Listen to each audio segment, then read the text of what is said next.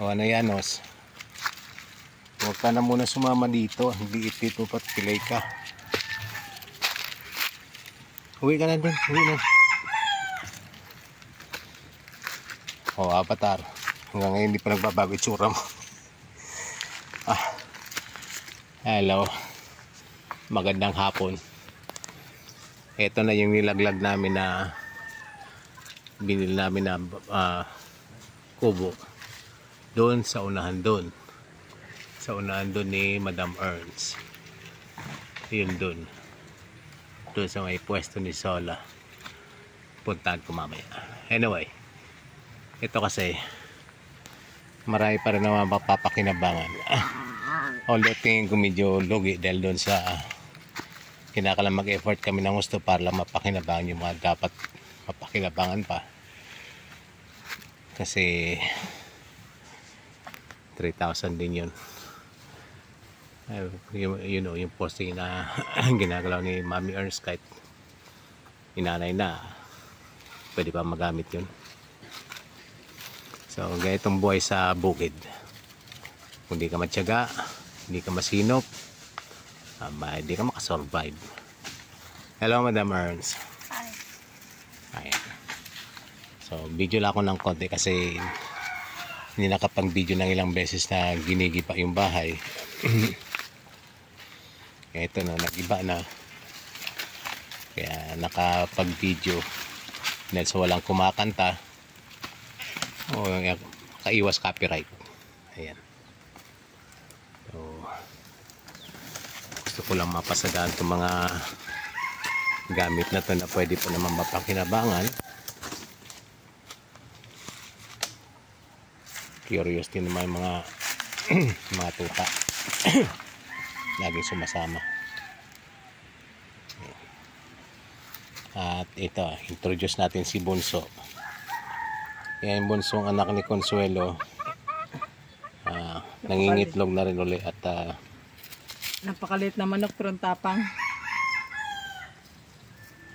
Di ba, Bunsa? nakasunod dami dito pag may ginagawa. Mama.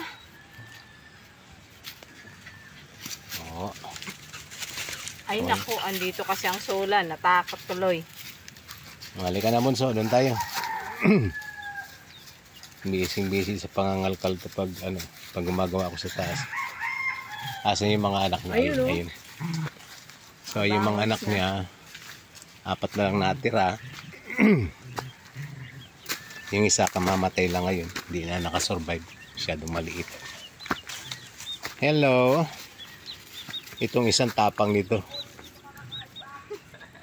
nilabanan yung kung tawagin namin si Takwil.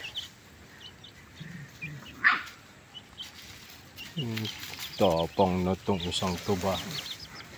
Halika nga, pakilala ka para may ebidensya ka. Ayun.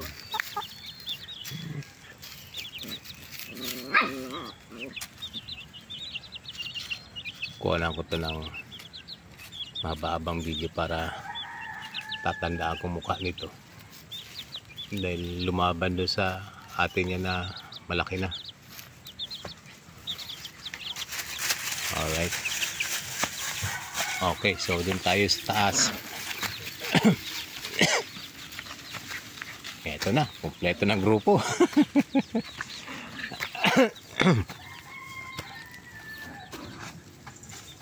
Sige na, akyat na, akyat. O, tara. Osus, ala.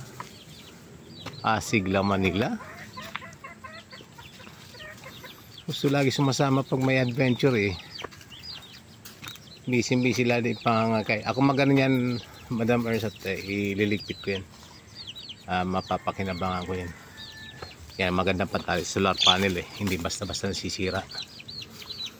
Hindi tulad ng galvanized wire.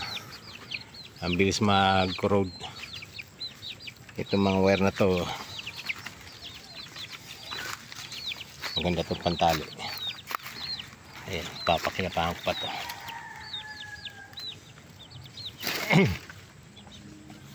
Okay, so ito na yung part na giniba. Hindi siya makita kasi Nililinis ko rin.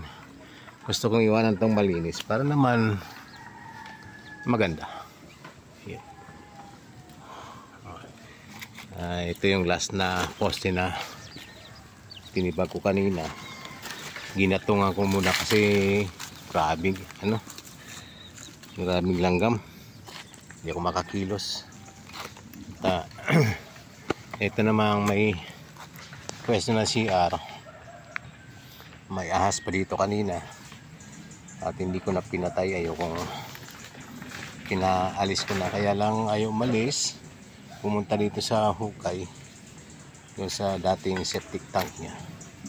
So nilagay ko dito yung mga basura na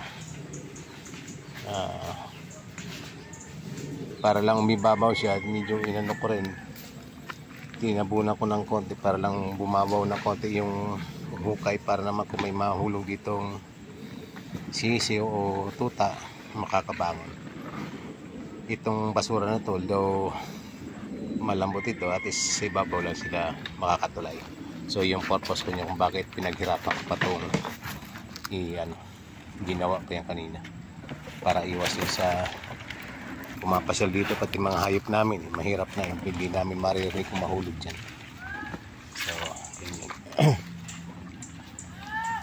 So yun lang siguro. At kuha na ko muna ito lahat para makauwi na. Uy, may nakuha si ano naman kayo na kuha ni Bunso, pinatuka na naman. So dito na, kumpleto na yung aming mga alaga. Luna, halika Luna. Ayan, yan si Luna, ang aming big girl. Saan galing?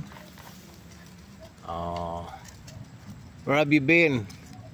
You've been to London to visit the Queen? Alright. Okay na nga yung mga sisiw. Busy na doon. There you go.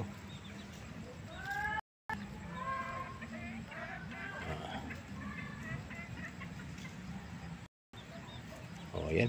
Kapag trabaho na at nagsisimula na yung lamok. Okay, that's it. Si Madam Ers busy na. Okay, yun na muna ang video. At salamat.